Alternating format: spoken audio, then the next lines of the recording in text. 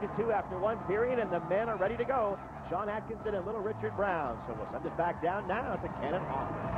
And you can see Captain Sean Atkinson on the track as we are ready to start the second period. Starting for the California Quakes, it will be Captain Sean Atkinson, Rusty Montgomery, Eric Slopey, Rick Murray, and Chad Vaughn. For the Hot Dice, Randy Garrett, Christian Salvia, P.J. Rossi, Mark Weber, and Micah Martin. And certainly it'll be interesting, Hawk, to see how the Hot Dice deal, as there's Marissa Diamond with the uncontrollable wild man.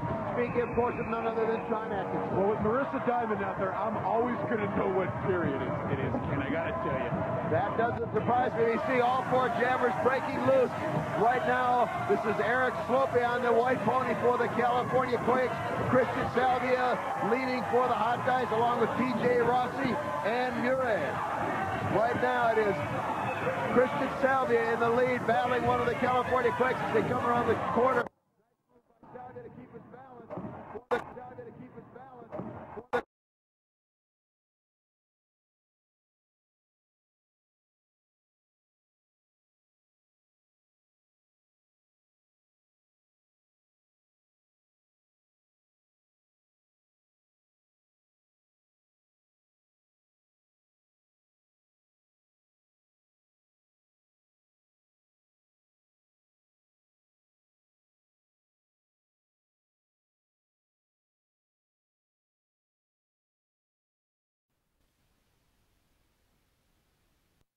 Sleek and lean Sean Atkinson, as you see the double bulldog right here.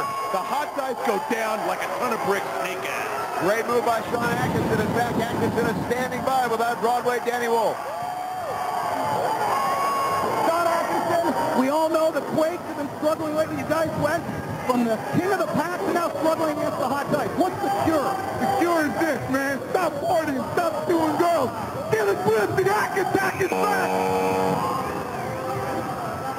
I don't know, Hawk, but I am suddenly glad that it was Broadway Danny Wolf talking to Sean Atkinson and not you or me. Well, I feel very safe up here with you, Ken. And Atkinson's a wacko, whether he's thick, a blueberry, or sleek and lean.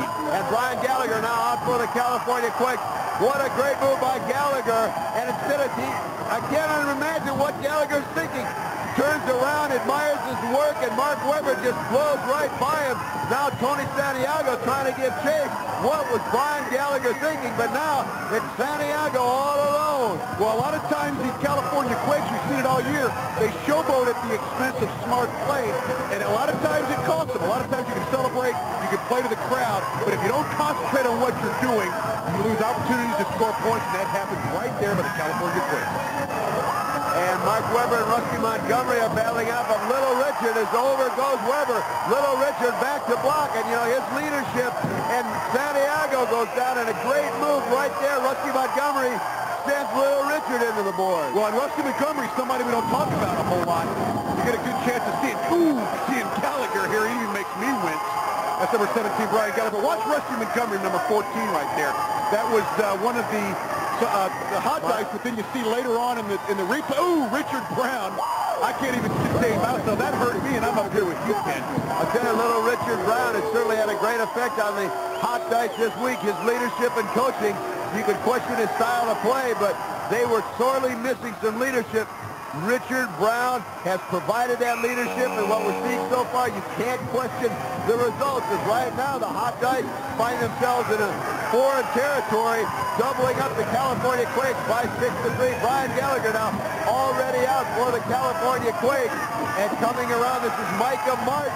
His brother Sam, of course, plays for the Florida Sundogs. But this is Micah, and also coming out Christian Salvia for the Nevada Hot Dice. But right now, it's 2-1, two jammers, and both the Hot Dice go down. Well, you saw Brian Gallagher. He kind of baited the Hot Dice to some degree, got them up together, made them think, pulled them into a false sense of security, and forced them to smash into each other as they tried to cut him off from scoring. And here he goes into the back of the pack. Now he's starting to score points, Ken. Great move by Gallagher. This time he's thinking about it. He just spun right around one of the Hot Dice. Now takes a whip, another individualistic move, but he cuts off the jam. This time, Brian Gallagher certainly had his head in the game, very fine jam this time from Ryan Gallagher. Now, here's Danny standing by with Little Richard. Little Richard Brown, in just one short week, you have brought an attitude and an emotion to this hot dice team. How bad do you have to meet Mark D'Amato? Mark D'Amato don't mean nothing to me. It's the Quakes right now. That's where I'm concentrating on. I'll take each game as it comes. I have to question Danny. Why is he asking Little Richard about Mark D'Amato?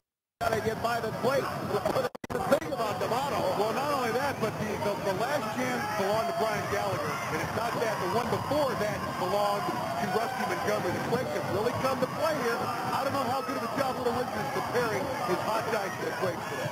Right now, Tony Santiago is out for the California Quakes, being followed very closely by Micah Martin.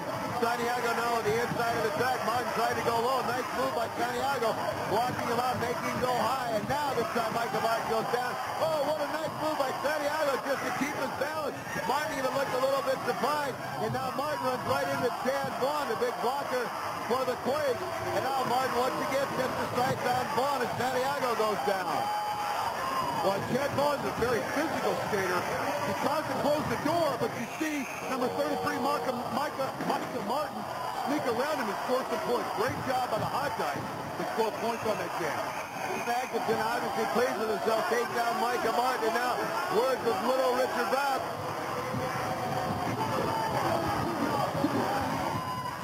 Hawk, I don't think there's any question the leadership of Little Richard has certainly taken its toll. The hot dice ahead of the Quakes 7-6, and they're playing far more like a team than we saw last week. Well, Little Richard Brown, he always has a cagey way of bringing his team ready to play. But I have to comment on Little Richard Brown. The last two jams, the Quakes have done very well. I don't know if Little Richard can keep his hot dice into the game, and if the last two jams are any indication, the hot dice are in for a long game here. Well, right now, Mark Webber and Eric Slope on. Mark Webber with a little bit of a lead as they come around the inside of the track. Webber and Slope, oh, look at that. The whole pack goes down. Now there, Mark Webber, if you've been thinking about it, could have cut off the jam very quickly, but instead they both slapped the pack and they balance themselves out. Now it's as they close around for a second time, Slope takes the lead. Boy, Webber had a golden opportunity and ran right smack dab into Sean Atkinson, and now Slope cuts off the jam when Webber was down. Slope could have gone around and challenged the rest of the pack. Well, you saw right here, there's a melee on the track as you see Mark Webber go over. As you alluded, if he'd have cut off the jam there, then Eric Slope wouldn't have scored the point. But then Sean Atkinson in the body block, I think that's called the Superman, totally takes him out. Great play by Sean Atkinson. We'll be back with more right after this.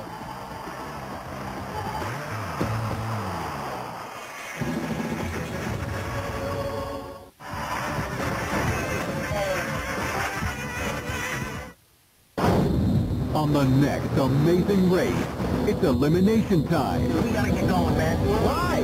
This is a do or die. Two teams battle it out to... Welcome back to RollerJam Arena. It is halftime. The California Quakes and the Nevada Hot Dice, maybe somewhat surprisingly, tied up at 11 right now. The Hot Dice really, from top to bottom, not as good a team as the Quakes, but they're taking advantage of some dissension among the Quake women. And Little Richard Brown doing a good job of leading his Nevada Hot Dice in this game.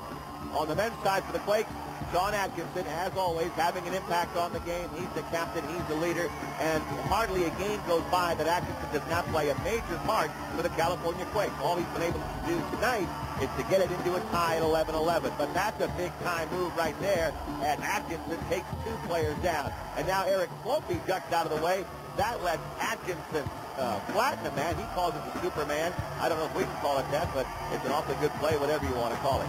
Now, on the women's side for the California Quakes, the bod squad still in a little bit of disarray. The showgirls are doing fine for the Hot Dice. True, they like to showboat for the camera. But the bod squad, right now, they are splintered. And it's because of Stacy Blitch wanting to go out on her own and get the glory for herself. But as far as Cindy Zimmerman and Jamie Konomak are concerned, they really don't have much use right now for Stacy Blitch, and it's really been a big problem. At the start of the season, life at the bod squad was picture perfect.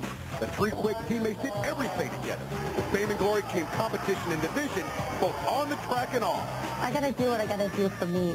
The latest shockwaves have come from a promotional calendar that was supposed to be of the whole bod squad, but instead it's all Stacy Blitch. Stacy went off and flirted or hooked up with some guy behind the scenes and made it just the Stacy Blitz calendar. I don't want to be just Miss January. I want to be Miss January through December. Who wants to look at Cindy Zimmerman for 31 days? There's not enough room to get a shot of her ass in February because there's only 28 days. What will happen with a once-united Bod squad that is now divided? Stacy Blitz, she's such a bitch. My goodness, what do you make of that? That Cindy Zimmerman doesn't come right out and say what she thinks, huh? Well, Stacy Blitz did the calendar, and the rest of the Bod squad not happy with it, but I'm sure that's not the only thing they have dividing them right now. The game has been a good one. It's an 11-11 tie, but if you talk about the Bod squad, obviously one of two things is going to have to happen. Either Stacy Blitz ends up on another team somewhere, or somehow they're going to have to make up and mend their ways and come back together. But I don't know, that February month didn't look too bad to me when we previewed the calendar. Still, it would have been better, I think, to have all three of them together. And right now, they're still skating together. They're playing well enough that it's not costing their team the game, and maybe they can put it behind them when they get on the track and perform to the level they need to perform in order to win the game. Certainly, the men are doing that. Sean Atkinson has been a big force in this game. Eric Slopey's had some nice plays so far in the first half, and the men are holding their own. But the hot guys are, too. And the showgirls, well, they're hot enough to have their own calendar, I would say. The Nevada hot guys hope that the showgirls are able to prevail in this game. It's 11-11. The second half is coming right up, so stay with us. We'll be right back after these words.